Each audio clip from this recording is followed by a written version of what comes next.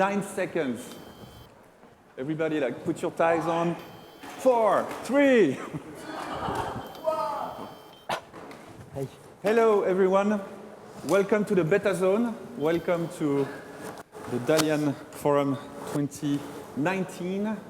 We are going to talk about surveillance. We're going to talk about a session called No More Obscurity. And of course, we're going to do it while live on the internet. That, I think, makes a lot of sense. So today we are going to explore what it means for a society to have all these surveillance technologies being deployed. And as you will see, not necessarily by the government itself, but also by private citizens. Why do people do that? What does it change? What are the pluses and the minuses of these technologies being used on a wide scale? We're going to start with a presentation in Chinese. So if you do not speak Chinese, I invite you to raise your hand and get headphones for live translation. Our speaker is going to talk for 15 minutes, and then we will have a panel discussion with 2 more speakers that are going to join us on stage. And we're going to finish with a Q&A with the audience. So please prepare your questions, raise your hand when we start the panel, and we will give you a microphone. Please wait for the microphone to ask your questions so we can have you on the record. And then we can exchange and discuss about this very contemporary and important topic. To open the day, I would like you guys to help me welcome a very famous Chinese artist. He's going to show you the movie he made using exclusively surveillance footage that he found on the internet.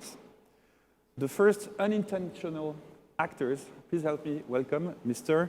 Xu Bing. Thank you so much.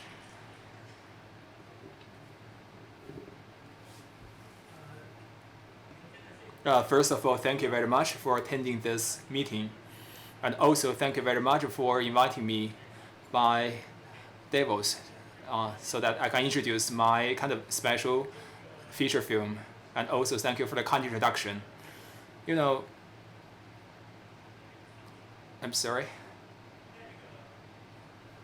You know, in 2013, because I was bored and I watched television program, and this is a program or some legal thing. Sorry.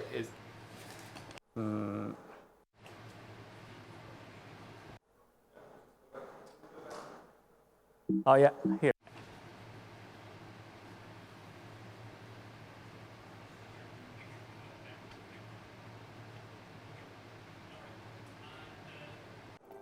Uh, 2013, 然后我呢 And 2013, out of boredom, I watched a television program, and it was a program about some legal affairs, etc. And I saw some footage of surveillance cameras, and I was impressed. I felt they are charming because, you know, this is some kind of mindless eyes, and the people were watched are very natural because they didn't know that others were watching them. I had the idea that if there is a feature film made of this footage, the film would be very interesting because it will be very different from the traditional feature films, because traditional feature films are acted by actors. I mean feature films, not documentary. If I can produce such a film, it will be different because every single frame is actually what has happened. Therefore, I started to think this idea. And I asked this idea to my friends who are filmmakers, and all my filmmaker friends said it is impossible because you even don't have a main character. You don't have the photographers. How do you promote the plots? Okay, I said, well, I will show the story of the cosmetic surgery story of that, because anyway, the people will change his face from time to time. And then I started this the making process, and I find some friends who are guards of a factory or some people from the television station, but my material were very limited. This is the first material I got.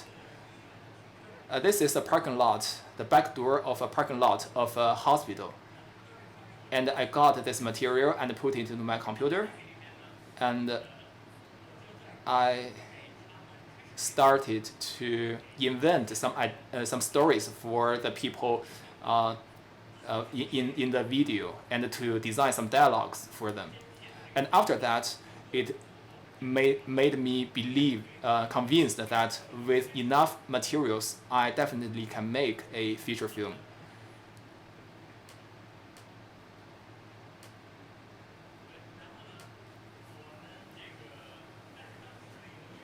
But at that time, surveillance technology was not well developed.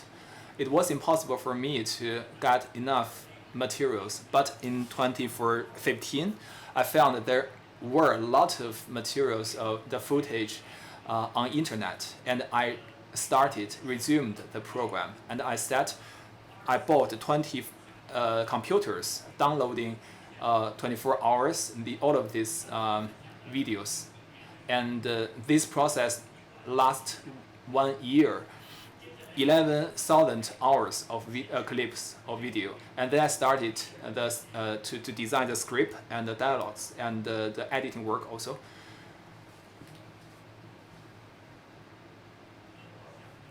I think maybe there is a film. The name is Truman Show.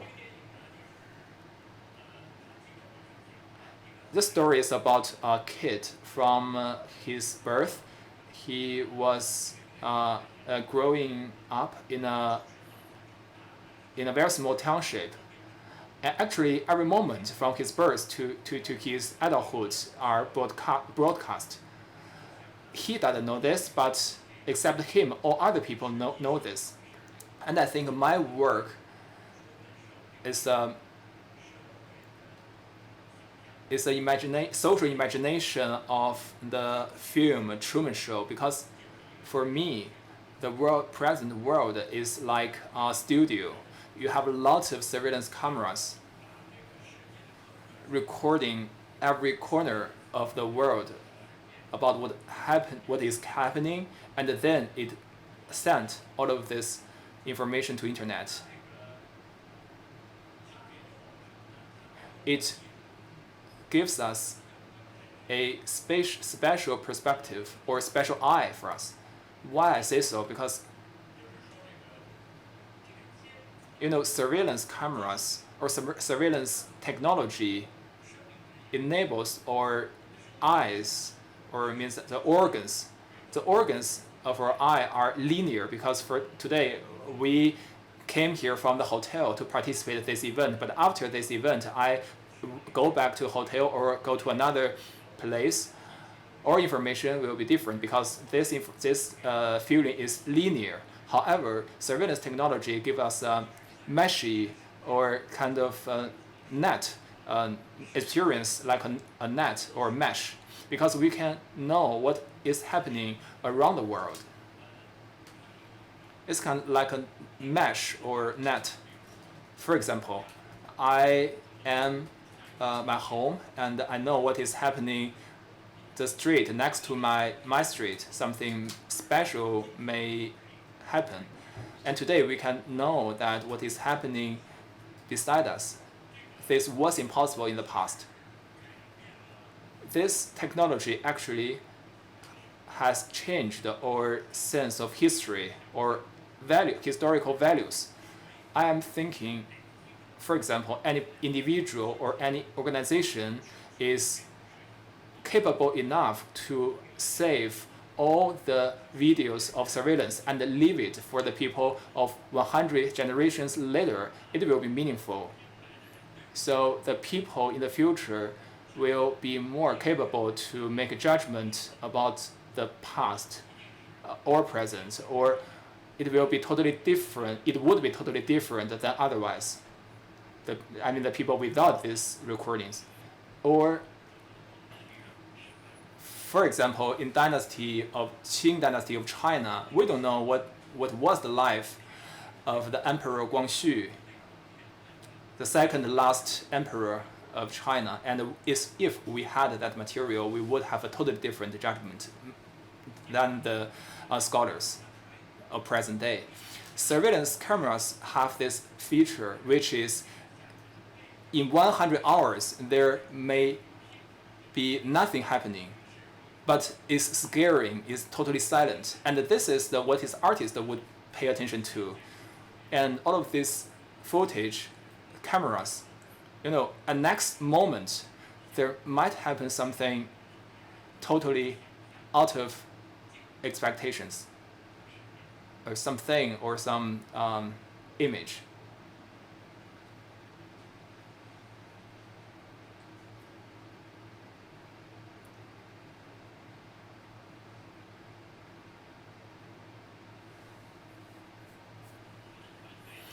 This is our team.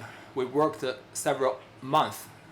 Every day we just watched what was happening around the world, and our team had a common feeling that when we went out, we were quite careful because we noticed that the world is uncontrollable. The world is out of expectation. Anything could happen.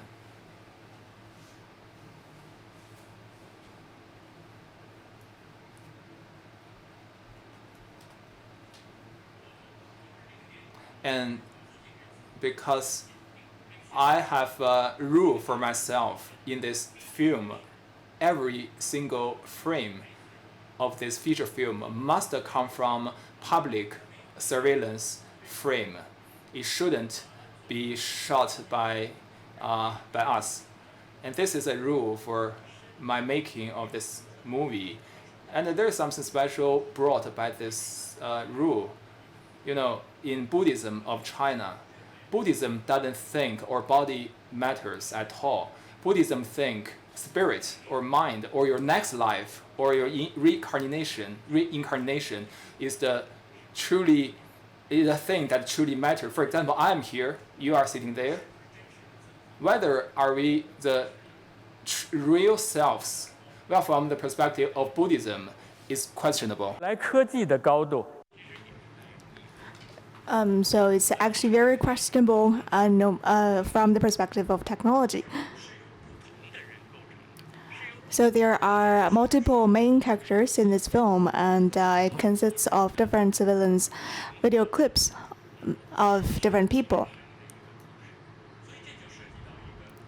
So that will involve the boundary of truth or the boundary of reality. What is real?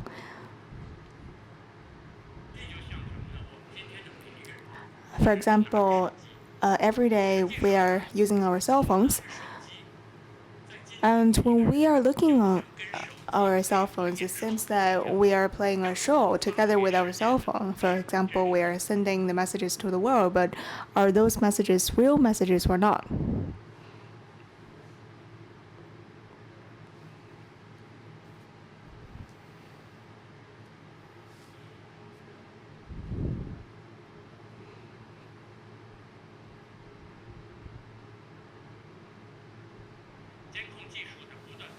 As surveillance technology is improving, in the past several years, we can see that surveillance technology has been improved a lot.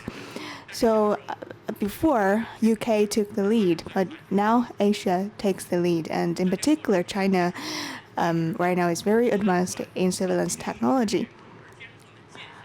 But what is surveillance? And how do we clearly identify the boundary? And then the U.S. police had the surveillance equipment with them when they are on patrolling. We were a little bit concerned and nervous at the end of the film shooting because we looked at multiple video clips and we knew that how often they change their clothes and how close are them, like between the restaurant servant or restaurant people. So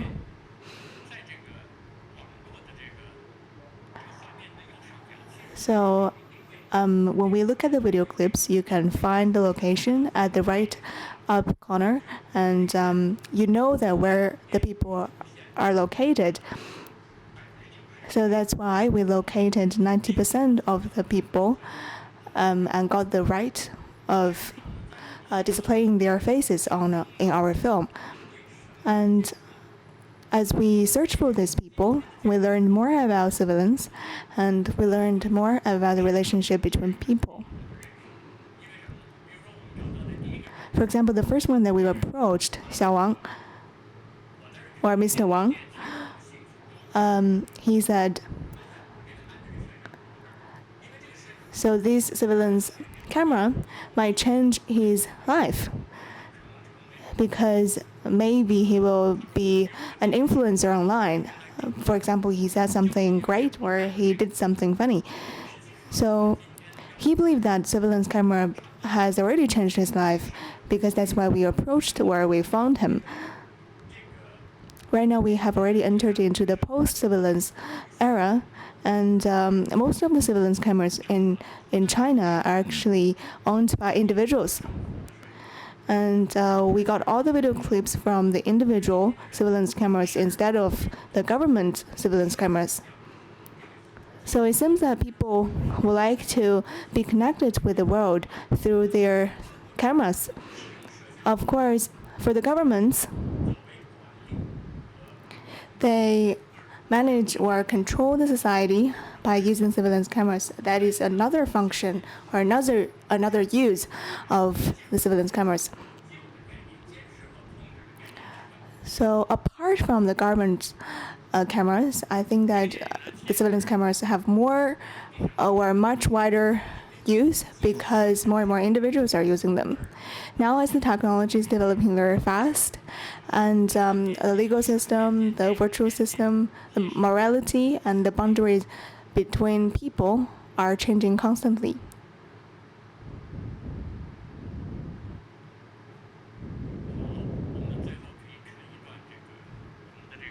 And in the end, we can have a look at a clip from our film.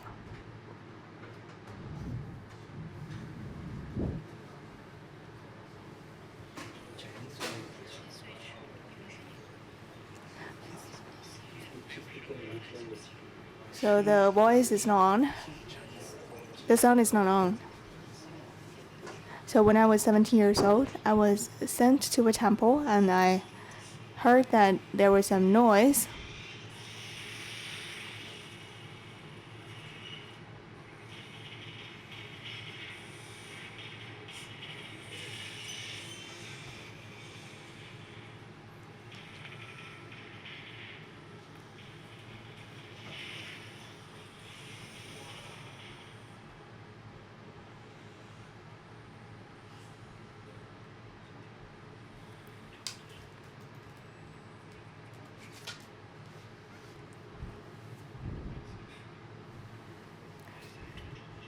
I was lying in bed and someone was beating me.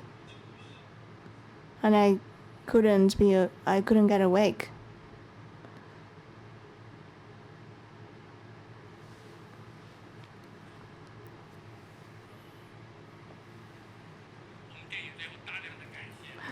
So these are all the people that we recognized because we used a lot of individual surveillance cameras, so we would like to thank them. Thank you all. The stage a little bit because they're going to add some chairs. Thank you very much. Thank you. It's I must say that I was told by the team to prepare, so like, please watch a bit of the movie, and I started to watch it in the airplane, and I was totally glued to it. I think people behind me thought like I was a very strange person to watch like CCTV footage on my computer.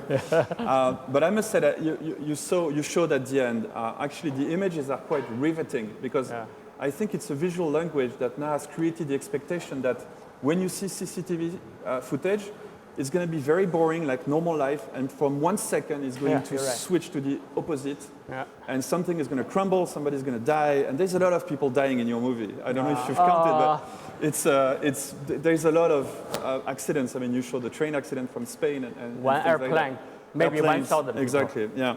But I thought it was, in that sense, very representative of life, that we seem to have, at the same time, very, very safe and very straightforward lives, and that they can switch to the extreme in 1 second. And two other things that really struck me is this idea that you allow us to peek in the life of others, and in that way you get us out of our bubbles. You know, it's being told that social media, for example, puts us into bubbles. I think your work really shows us confronts us to the diversity of life and the way other people live. And it's true that if you watch the whole thing, you will see that all footage that comes from these different places that are in the credits. It's the coolest movie credits in the world, I think. But at the end, there's this sense, very strange sense, that it's actually the same story, it's the same images, it's the same source. So you somehow reconnect us to our humanity. We are going now to debate, and I'm going to call two panelists.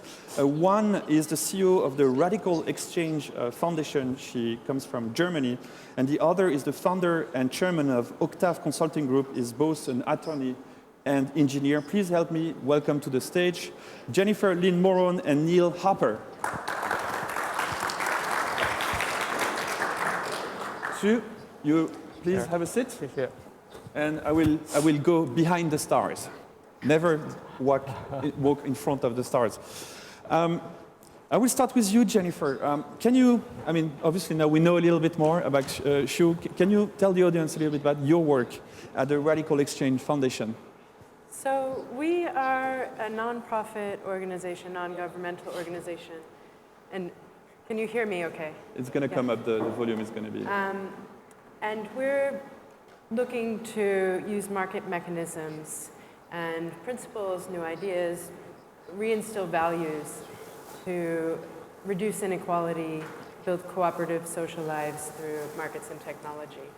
And one of the ideas is around data. What do we do with data? And around governance as well. And so with the idea of data, there's different ways of looking at the origin or like the intersectionality of the data. A lot of the images that we saw, you might have one person in there, but then there's lots of other points, so it's not just one person that it belongs to. And then also we're trying to push the idea of MIDs, or mediators as individual data, as new institutions to protect information, give more control to people, and disrupt the power and concentration of wealth. So big questions that you tackle from an NGO perspective. Our next, the panelist sitting next to you is both an attorney as an engineer, and you also deal with the ownership of data, intellectual property, privacy. Can you tell us a little bit about your work? Yeah. So Octave Consultant is a professional services firm, and we work with both public and private sector institutions, just helping them to develop their strategic approach to managing data and managing information risk, so end-to-end risk. We help them with regulatory compliance, as well as we help them build cyber risk response to protect themselves from online attackers. There are so many themes I'd like us to discuss today. We only have 20 minutes left. I'd like, if there are people in the audience who would like to ask questions, like please raise your hand and wait for the microphone to be brought to you. But some questions that were triggered by looking at your movie. What did we gain as a society from the deployment, the ubiquity of all these technologies? What did we lose? How do you find balance between the individual interest and the social interest? Is this really surveillance? At the end, sometimes you wonder, because people put the footage themselves. What are we going to do when deepfakes happen, when you start to be able to manipulate video? Can a video still be a proof, for example, in a trial? Obfuscation is the new privacy, the art of putting so much content out there that the relevant content cannot be found. But maybe I'd like to ask the panel this question, like, if you look in the past 10 years and this massive deployment of cameras in our streets, in our homes, what have we gained and what have we lost, if anything, according to you? Shubing.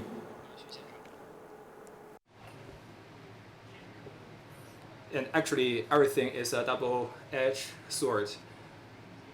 Everything, the development of any technology has two sides as a coin. It's up to the people, up to our judgment, good thing and bad thing. And is rely on our judgment and to avoid any possible risks of making damage of our life. Today, even we have found 90% of the human being in the world, but when we visit, when we try to reach out the people to get the right of their image, this is a very traditional way to get their consensus, their consent, because everybody here, from your home to here, all the information has been collected by big data companies, but big data companies never ask your consents, whether you agree or not. Anyway, your information, and they don't pay you for this data.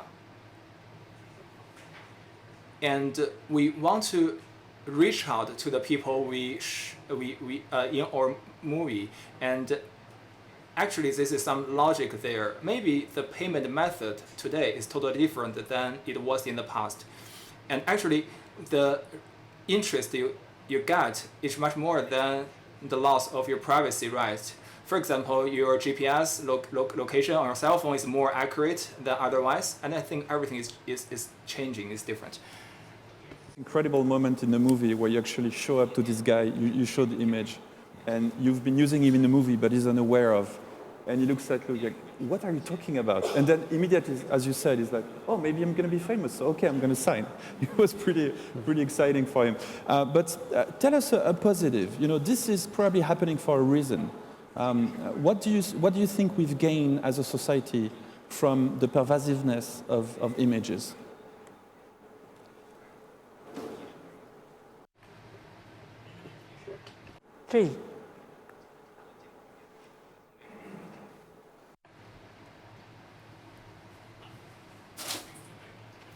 For example, for our studio, the benefit for us is I like this way of working with contemporary civilization. We don't have photographers, but every frame, every surveillance camera are cameramen for us, and they work 24 hours for us. This sounds like a Uber, and this company doesn't have any car, but all the taxis around the city works for them. This is today's working method, but surveillance technology enabled my feature film, and in other verticals, I think they also got or have gotten benefits which were impossible in the past. To go to the world, it's the world coming to you, and you get free content that you can work with. Jennifer, I see you really want to react on this question of the pluses and minuses of these technologies being deployed all around us. Well, I do have one question about the money, I guess. So if you make a lot of income from this film or this work, would you then also share that with the actors? Sure. Actually, by making this work, we spent a lot of money. Without making a lot of money, and we make much less money than we spent, because we don't have cameramen, we don't have stars, but we need to spend a lot of money on equipment and human resources, and to download so much material. But of course, we want to show this movie in cinema. But actually, we didn't get the license to show our movie. I also wanted to say something about the end scenes as well. You mentioned, Laurent, that they were very impactful, and I think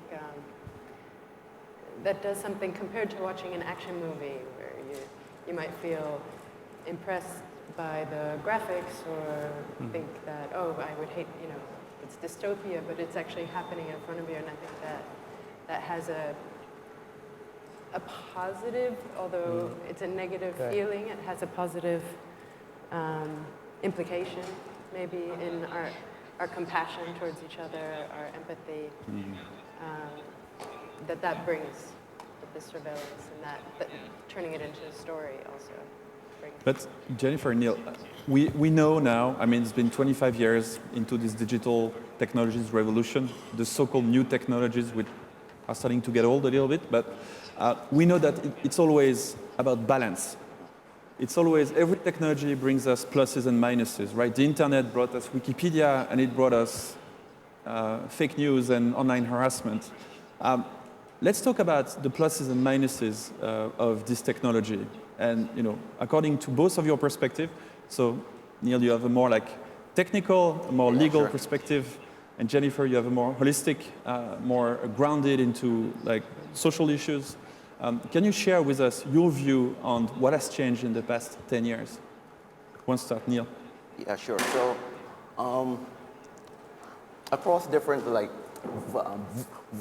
across different contexts, like we've seen online technologies being used for public safety or for public good.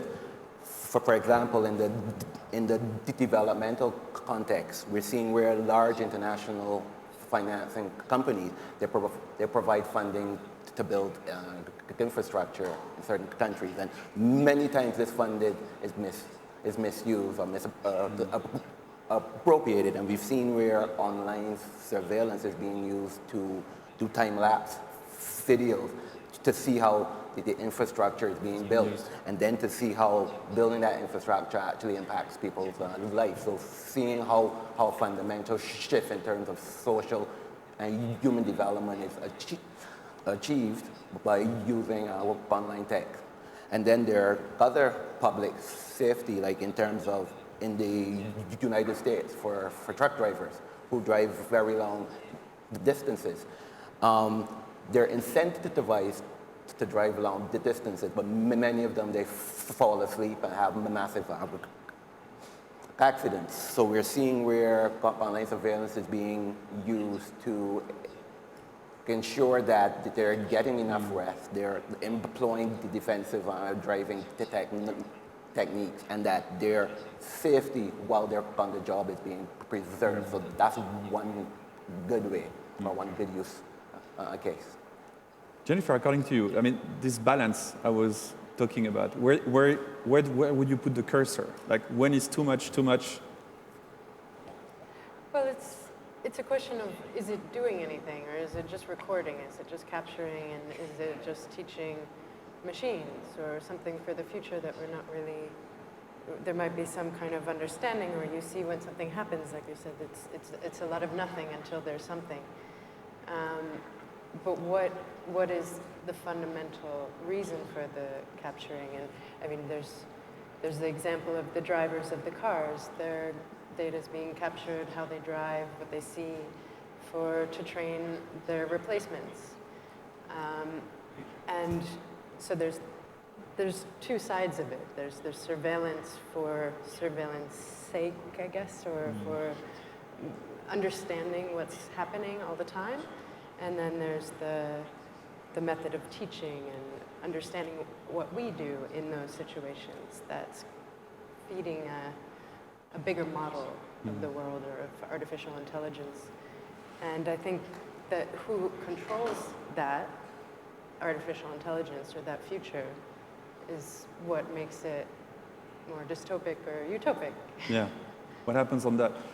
We're going to go to your question. Sir, just wait for the microphone, please. Please stand up. Very. Okay. Well, so my name is Joanna Bryson, University of Bath. I'm asking a question from the perspective of the United Kingdom, a very surveilled country.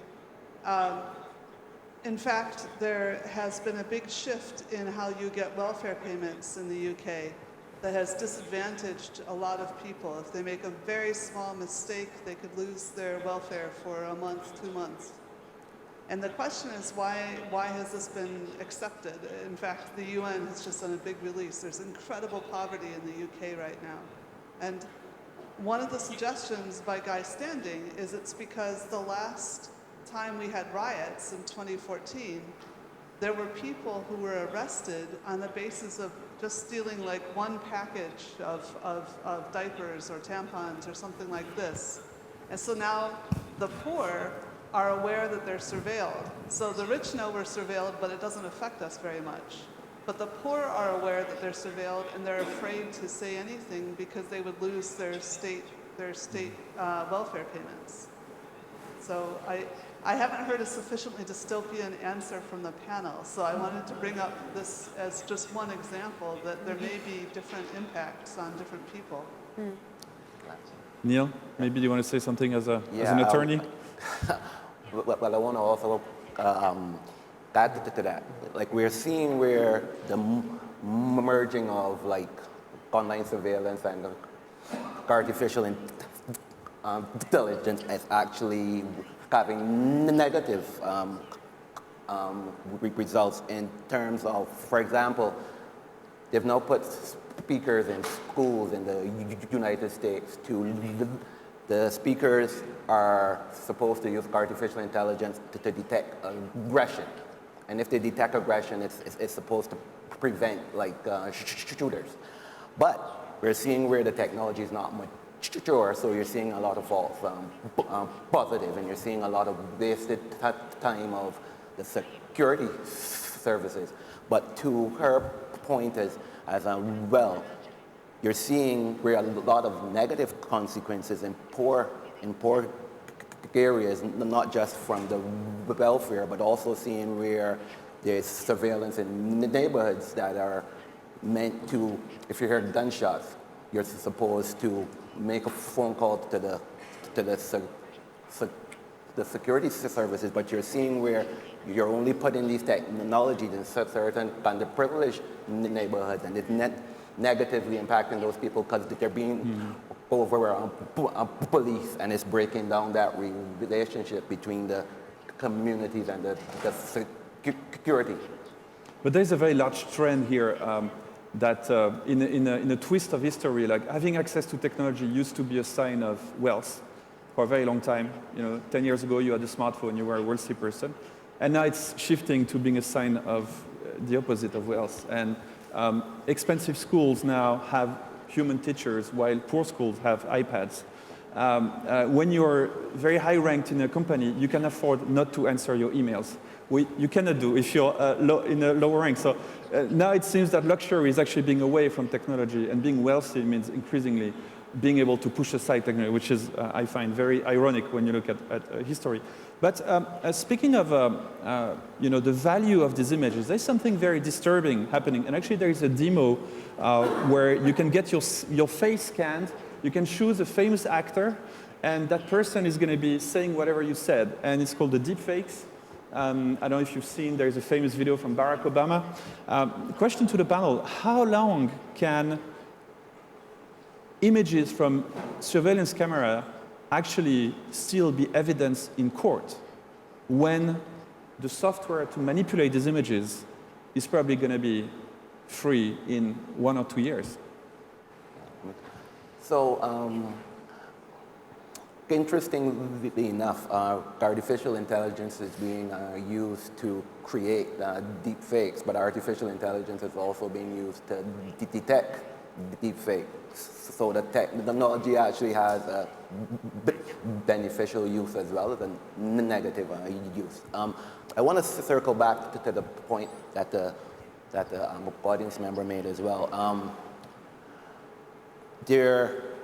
In terms of using online surveillance to profile or negatively impact people, there needs to be a legal framework put in place, and we're seeing some of that in GDPR.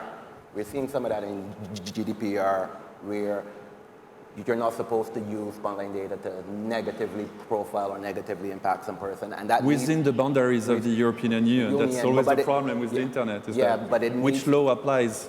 But it needs to be; those laws need to be harmonized around the world, and to ensure that there's protection, legal protection, so that data is not used to profile and disadvantage. I saw that when GDPR came online, there was 1,000 websites from the USA that basically denied access to European citizens. So this is the way they dealt with it. Like, sorry, you cannot access our website. We have time for one last question. I'll get to ask something that is, I find very important. There is this idea that is currently being floated in California for data tax, right? And the model is the tax that was installed by Alaska when there was a pipeline crossing the country, and the state was getting money from the pipeline and would give all that money back to the citizen. And so the governor of California is floating the idea of doing the same with data. What do you think about that, Jennifer? You mentioned, you asked a question about the ownership, whether Sue would be giving the money back. What do you think about the idea of a data tax? Would that solve that issue of data ownership and who makes money from what is being created by the consumers? I don't think it's a solitary solution. I don't think it's just a tax, but also creating, like I said, these institutions, these cooperatives that we would put our data to, and then we could say which data we say is allowed to be used. And then there's some data, maybe like energy consumption or something, or that goes through Nest. There might be an intermediate variation of solutions, and one of them might be a tax. But then the question is, not all of the data of these companies are Californians. Yeah. So also how do you then, when the rest of the world starts knocking on, I want my dividend as well, how do you sort that out? So I think there's really a big need for transparency and value of data, as well as what's actually useful, what's beneficial to pushing our society forward, and what do we want to use instead of just being used for marketing and reasons like that. Niel, how would you solve that issue of data ownership and rewarding people?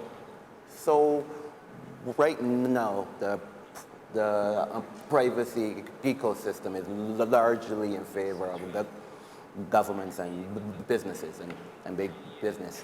But we need to move to a solution, and it can be a combination of legal and regulatory framework, technology, controls, as well as public awareness, where we move to a situation where data subjects, they have control of how their data is contextually used, how it's contextually shared.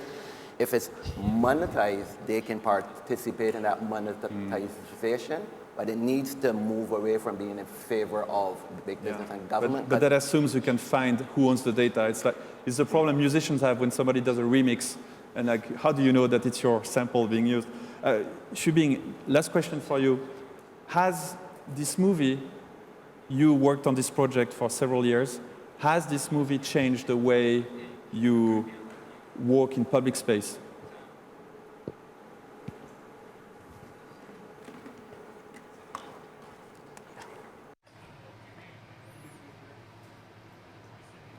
I started the making of this movie in 2013.